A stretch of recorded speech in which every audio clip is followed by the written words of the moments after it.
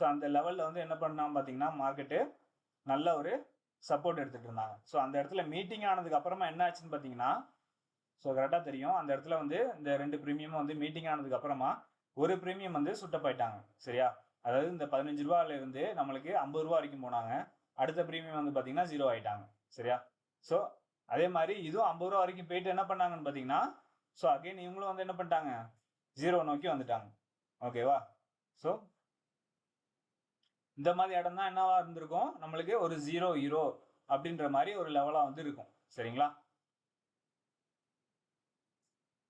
So maximum வந்து நம்ம வந்து என்ன செய்ய மாட்டோம், இந்த 0 ஹீரோ வந்து ட்ரை பண்ண மாட்டோம். சரிங்களா? மேக்ஸிமம் நாள்ஸ் வந்து பார்த்தீங்கன்னா கடைசி நேரத்தில் வந்து கொஞ்சம் ரொம்ப மூமெண்டம் வந்து ஸ்லோ டவுன் ஆகிடும்.